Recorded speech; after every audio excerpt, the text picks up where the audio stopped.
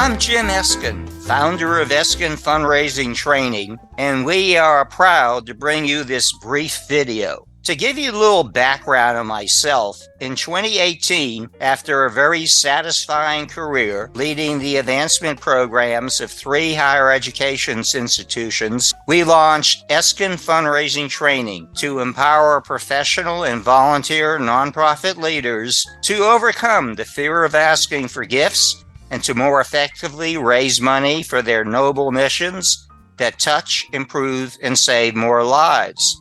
It's been my privilege to host 250 live workshops, webinars, board training sessions, and most recently, podcasts to demystify the art and science of fundraising. This is our Stratagems monthly newsletter. If you don't receive it, just click off the link so you receive it and invitations to our free webinars. This is our 82-page book, 10 Simple Fundraising Lessons, which reassures the readers that more than anything else, successful fundraising is based on common sense.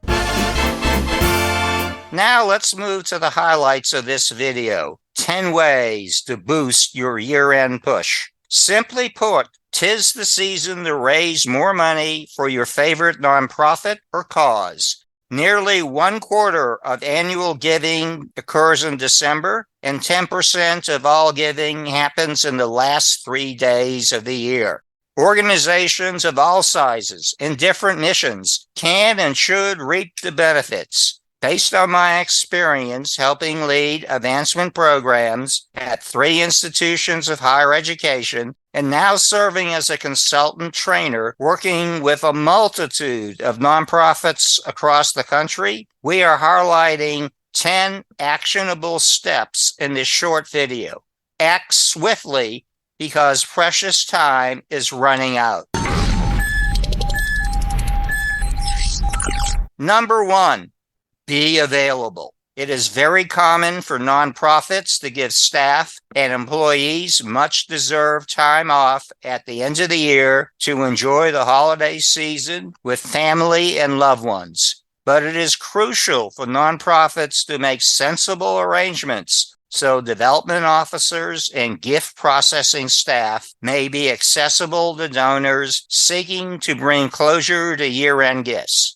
These responsibilities can be divided up so no individual staff member is overburdened. I like recommending that development officers make it clear in their email and voicemail messages how they can be reached during the holiday period.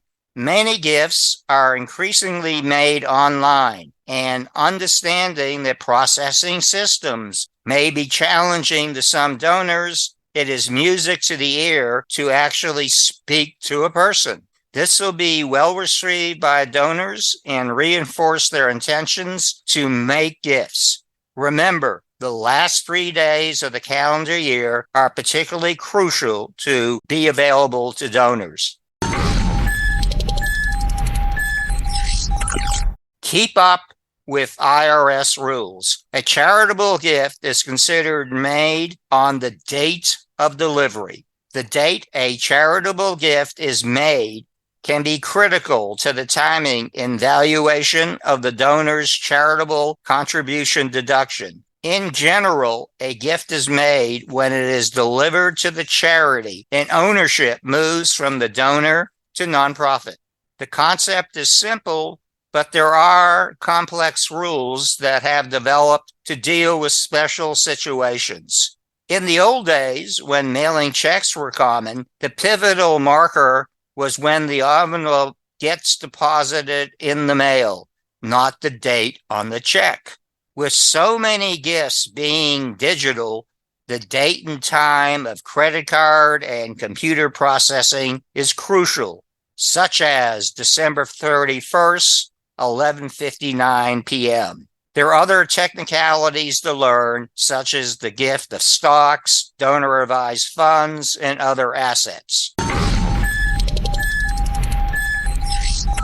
Number 3, think big. One thing that hasn't changed is the overwhelming importance of major gifts to resource development success. Do you have prospects that have progressed in the cultivation phase? Now is the time to press for closure. Keep that list of most promising prospects literally and virtually in front of you all the time. Emphasize the difference their gifts will make in advancing the mission if given now, not later. Remember, it is perfectly okay to accept written commitment or pledge forms. Typically, the larger the gift, the longer the period the donor will need to fulfill the pledge. Number 4, talk markets. Savvy donors like to make gifts of stock and other appreciated assets. It can be a win-win both for donors and nonprofits. When you donate stock to a nonprofit, you'll generally take a tax deduction for the full fair market value. And because you are donating stock, your contribution and tax deduction may instantly increase over 20% depending on financial factors. The same rationale applies to gifts of bonds and mutual funds. Number 5, emphasize conversations on plan or legacy gifts. This can be a strategic factor with major gift acts. Blended gifts of current and deferred components are becoming increasingly popular. The overwhelming share of planned gifts comes from wills and bequests, pension plans, and insurance policies. Number 6, be creative with appreciation gifts. Most donors have enough mugs, t-shirts, pens, and similar stuff. Nothing tops personal or handmade gifts. For example, I know a colleague who makes mouth-watering chocolate chip cookies when left on the doorsteps of donors, even creates smiles on the wealthiest of individuals.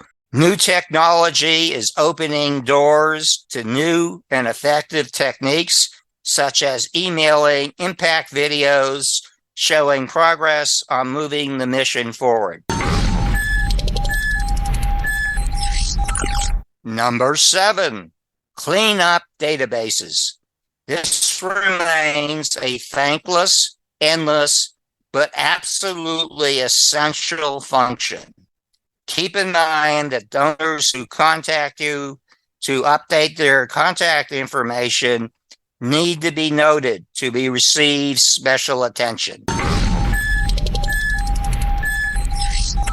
Number 8, turn up stewardship volume. You can never thank donors too much. Traditional methods still have a strong impact. Thank you calls with no other agenda than expressing gratitude, whether they reach the party or result in voicemail messages being left, is a great example. By the way, having board members who are reluctant fundraisers make the stewardship calls is an effective way to gradually introduce them to resource development. My personal favorite remains the handwritten note. How many of these do you receive? They are sure to set you apart from others and reinforce the personal nature of your relationship. Number 9, celebrate victories. Well, fundraising is an art and science that can and should be taught, learned, and improved on over time. It's never easy. Highlight the roles played by staff, board, volunteers, and other friends to advance discovery, cultivation, solicitation, and stewardship of donor prospects. It takes an entire nonprofit village to champion these 4 phases of resource development. Number 10, take inventory of your end-of-year campaign. What worked? What fell short? Invariably, most nonprofits will wish they had started earlier. With the experience fresh in mind, create a timetable for 2024 that will ensure an earlier start, more productivity, and ultimately stronger results.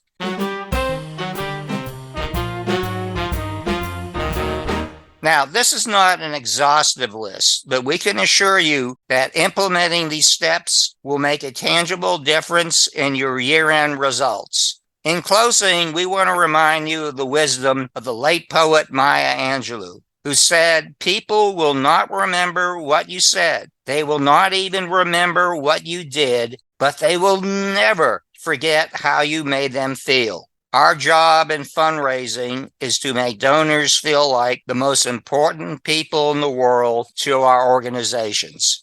And let me give you a money-back guarantee. The more you ask, the more money you will raise. Fundraising is that simple. You have to ask.